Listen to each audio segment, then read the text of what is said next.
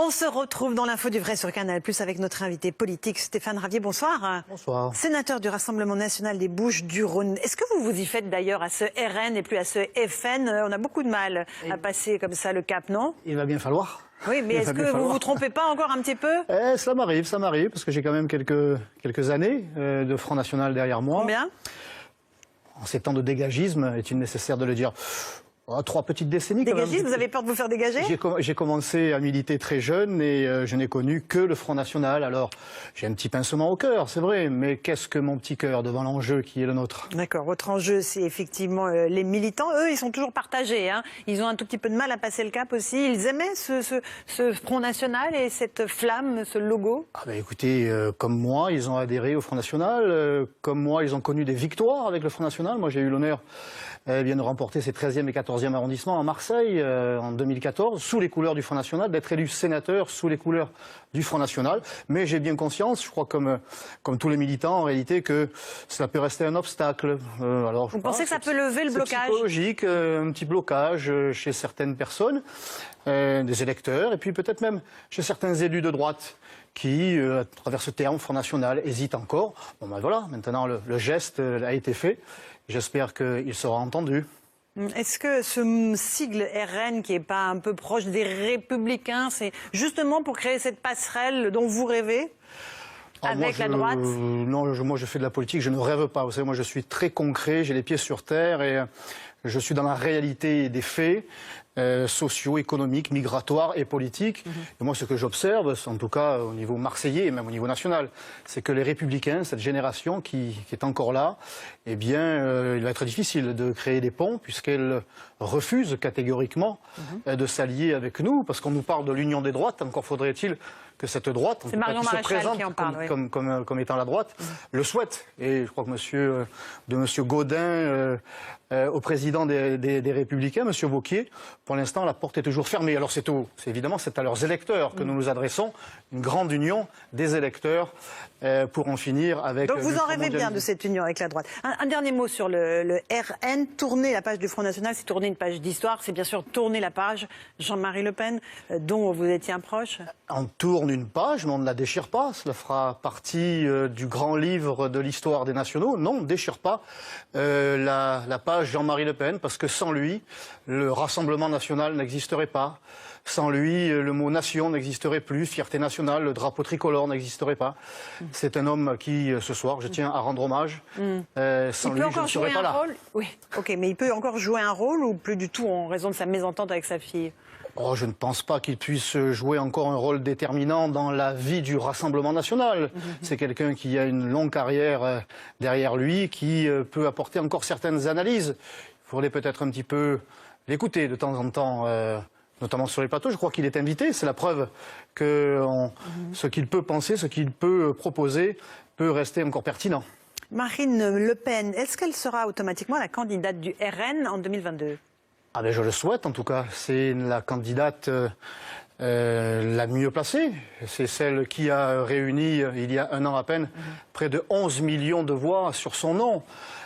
Qui a fait mieux, à part bien sûr son adversaire, 11 millions de voix, c'est historique.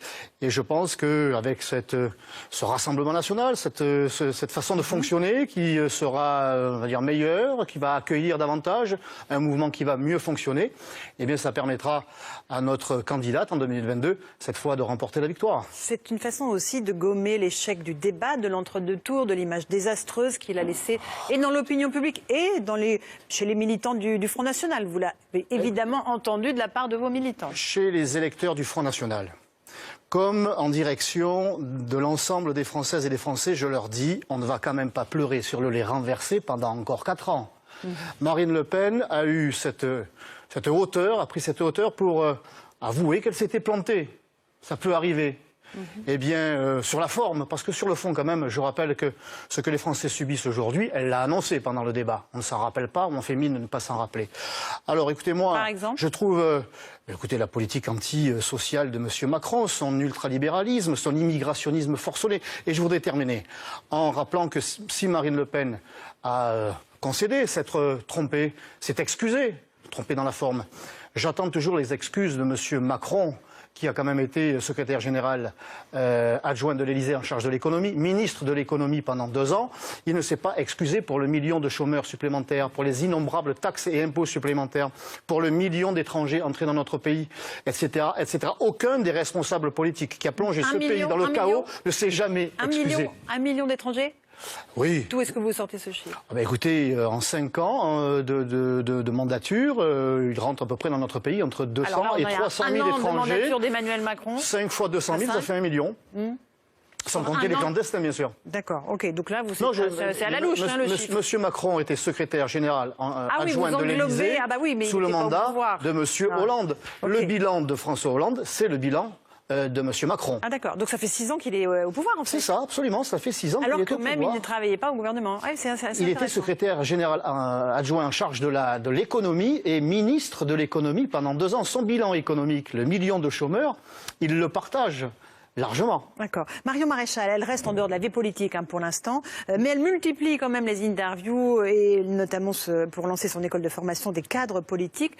Vous pensez encore une fois que tout ça est très en marge de la politique ou qu'elle est là, c'est un recours pour vous, pour vos militants, au cas où Marine Le Pen ne se présenterait pas, ne souhaiterait pas, c'est un combat, une campagne électorale présidentielle. Marion Maréchal a annoncé qu'elle se retirait de la vie politique, je dirais classique. Pas définitivement.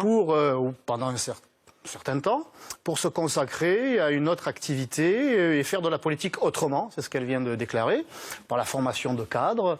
Et vous savez, moi je crois que c'est plutôt son entourage ou les médias qui aimeraient son retour. C'est vrai que, parfois, lorsqu'elle s'exprime sur les plateaux ou ailleurs, eh bien, cela fait vendre. Mais je crois qu'elle n'en a pas envie, en réalité. On lui prête des intentions qu'elle n'a pas. Vous lui en avez parlé récemment? Sincèrement, non. Mais je suis en contact avec ses proches. Et pour l'observer quand même et la lire, je n'ai pas l'impression qu'elle souhaite revenir en politique classique dans un futur proche. Pourtant, pour les militants du Rassemblement national, elle pourrait faire une candidate parfaitement honorable au cas où sa tante ne se représenterait pas. Eh bien, écoutez, pour l'instant, sa tante est aux commandes du Rassemblement national. Sa tante a réalisé quand même, encore une fois, 11 millions de voix. Elle est créditée, sa liste aux européennes est créditée déjà de 20% des voix, qui talonnent donc celle du président de la République. Donc il me semble que Marine Le Pen est encore une très bonne candidate. C'est Marine Le Pen qui va conduire cette liste des européennes? Je ne pense pas, je ne suis pas dans le secret de sa réflexion, mais elle est députée à l'Assemblée nationale, ne s'est pas exprimée sur le sujet, plutôt a-t-elle dit qu'elle ne le serait pas. Alors, ma foi, les jeux sont ouverts et nous sommes dans une démarche de rassemblement, d'union de tous ceux qui refusent cette Europe qui n'a plus rien d'européenne. Et nous sommes dans une volonté de vouloir rassembler pour qu'à nouveau il y ait une autre voie, la voie des nations libres et souveraines et qui coopèrent entre elles. Marion Maréchal qui gomme le Pen de son patronyme, ça vous dérange ou pas? Écoutez, ça la regarde, c'est son choix. Je n'ai pas à le commenter. C'est quand même assez symbolique et assez significatif. Dans cette famille Le Pen où on se transmet la politique de père en fille, de fille en nièce, ça a du sens. Oui, c'est pas la seule famille où ça se passe ainsi, mais quand même en France, c'est un choix. Écoutez, ça montre peut-être qu'elle s'éloigne un peu plus de la politique. Elle prône l'union des droites, en tout cas. Marine Le Pen ne veut pas en entendre parler. Vous avez dit que dans votre région, ça fonctionne pas, évidemment. Il n'y a pas de passerelle, a priori, avec les Républicains. Est-ce que cette union des droites, ce n'est pas la seule issue au fond, pour le Rassemblement national? Encore une fois, s'unir avec qui? Avec des personnalités dites de droite qui ont été aux commandes de ce pays depuis 30 ans et qui ont contribué, avec Emmanuel Macron, avec François Hollande, à jeter ce pays dans le chaos dans lequel il se trouve, économique, avec 5 millions de chômeurs, 9 millions de pauvres, une immigration de peuplement qui ressemble de plus en plus à une immigration de remplacement, une insécurité qui débouche aujourd'hui sur des attentats pour lesquels on nous demande de vivre avec. Bon, alors s'unir avec ces gens-là, je ne vois pas l'intérêt, parce qu'ils ne changeront pas de logiciel économique. Alors par contre, il y a... Donc vous gagnerez seul? Il y a des élus, je dirais, entre guillemets, de taille intermédiaire, des élus qui sont sur le terrain, qui ne sont pas enfermés dans les bureaux parisiens, dans les états-majors, et qui voient quand même ce que je vois. C'est pas pour rien que j'ai appelé mon fils Thomas. Vous voyez, moi je ne crois que ce que je vois. Et ils le voient aussi quand même, ça leur arrive, et ils se disent que finalement, le Front National... Le Rassemblement national, vous avez beaucoup de mal. Stéphane Ravier, Marine Le Pen et d'autres, on voit peut-être qu'ils ont raison non seulement dans leur analyse, mais aussi dans leurs propositions. Et c'est aussi le même constat pour cette Union européenne qui ne nous protège plus de quoi que ce soit. Cette union, elle ne passera sans doute pas par Nicolas Dupont-Aignan, qui a priori a refusé la main tendue par Marine Le Pen pour les européennes. Il lui a conseillé de travailler un peu et de revenir la voir ensuite. Enfin, le voir ensuite. Écoutez, très agréable. Cette union, elle doit se faire avec les Français. Voilà. Elle doit se faire en dehors des états-majors, sclérosés. Monsieur Wauquiez, on sent bien qu'il est l'otage de Madame Calmel, qui elle est la porte-voix, la porte-étendard de Monsieur Juppé. Donc elle doit se faire à la base. Il est l'otage de qui? Elle doit se faire à la base avec les Français qui en ont ras-le-bol de cette politique ultralibérale. Et avec Monsieur Dupont-Aignan, bon, il a répondu non au mois de juin 2018. Les élections européennes auront lieu dans 1 an. Ça lui laisse le temps de la réflexion. Ça lui laisse le temps à lui et à Marine Le Pen de travailler, puisque je crois savoir qu'ils souhaitent un programme sur lequel on doit pouvoir s'entendre. Eh bien, ma foi, les travaux d'été, les devoirs de vacances, juillet-août, peuvent travailler pour aboutir à ces propositions communes et qui permettront d'avoir une liste de rassemblement et, ma foi, de décrocher encore une fois la première place au soir des élections européennes l'année prochaine. Sur les conflits sociaux en cours, le conflit à la SNCF s'enlise, la grève perlée continue. Encore une fois, comment jugez-vous l'attitude du gouvernement? Est-ce que c'est bien joué? Est-ce qu'il a bien manœuvré pour cette réforme du système ferroviaire français? L'attitude du gouvernement avec la SNCF est la même qu'il adopte pour les autres sujets, dans les autres problématiques, cette attitude détestable que de monter les Français les uns contre les autres, de les dresser les uns contre les autres, les fonctionnaires contre le privé, les jeunes contre les anciens, on dit anciens maintenant je crois, pour être politiquement correct. Les cheminots contre les usagers. Alors les cheminots qui seraient responsables de la dette colossale de la SNCF, à qui veut-on faire croire cela? Donc je crois que encore une fois le gouvernement est dans la manipulation, dans la communication. Et moi, ce qui m'étonne, ça ne m'étonne pas. Mais quand je vois ces syndicats qui sont censés s'opposer à Emmanuel Macron, alors qu'il y a 1 an à peine, il s'époumonait pour qu'Emmanuel Macron devienne le locataire de l'Élysée, eh bien, je leur dis que le banquier à l'Élysée, ils l'ont voulu, et bien maintenant, ils l'ont. Et on en aura encore pour 4 ans. La loi Asile et Immigration arrive au Sénat au mois de juin. L'objectif, c'est accueillir moins d'immigrés, maîtriser les flux migratoires. Vous allez la voter? L'objectif affiché sur cette loi. Oui, avec ce gouvernement, nous sommes dans l'affichage qui rime avec enfumage. Eh bien, la réalité, quelle est-elle? C'est que les crédits accordés à l'immigration et à la seule politique d'immigration augmentent pour en accueillir davantage. Je crois que la cerise sur le gâteau a été annoncée par le ministre de l'extérieur, finalement. Monsieur le ministre de l'extérieur, dont le nom m'échappe. Monsieur Collomb. Monsieur Collomb, qui reste socialiste, puisqu'il annonce que pour les clandestins mineurs, eh bien, nous allons faire venir leurs familles. Moi, je suis pour que les clandestins mineurs retrouvent leur famille, mais dans leur pays d'origine. Sachant quand même, Madame Ferrari, que l'on estime que 70% de ces mineurs prétendus sont en réalité majeur. Alors, cette folle politique d'immigration qui va s'accentuer dans le domaine de l'emploi, dans le domaine de la formation, eh bien, c'est un danger pour notre pays, pour notre économie, pour notre identité, avec ce communautarisme qui se développe, cette islamisation qui se développe, et je pourrais vous en parler pendant des heures sur ce qui se passe à Marseille. Eh bien, encore une fois, le gouvernement communique, c'est de l'enfumage.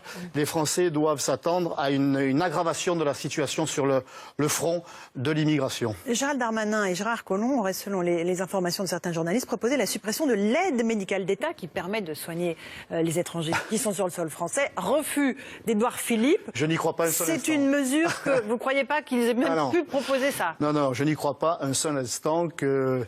Ça doit s'appeler une fake news, ça. Il y a une loi ou alors débat au Parlement là-dessus. c'est une communication de plus, un contre-feu pour faire croire que.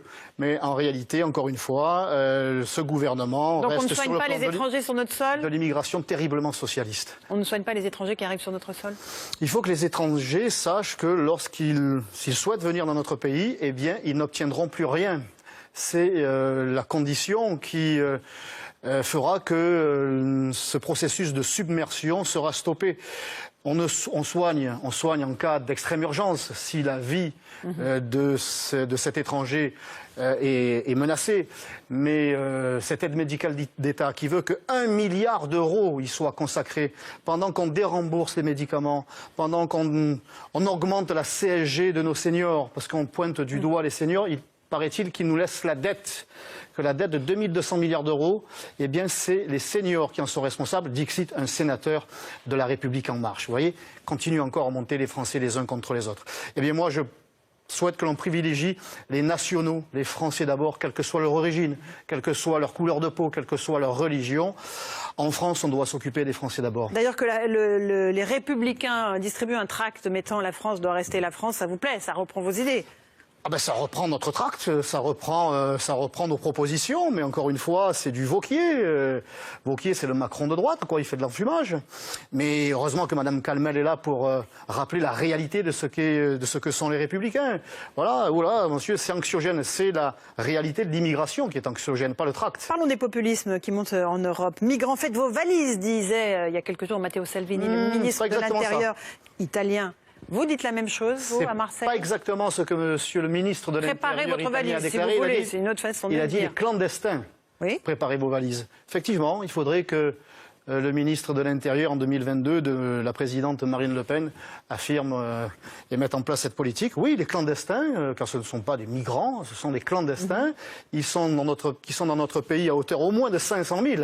Au moins. Vous savez, ils sont soignés tous les jours, ils ont un toit, leurs enfants vont à l'école, etc. Donc tout ça est une charge pour notre pays que l'on ne peut plus supporter.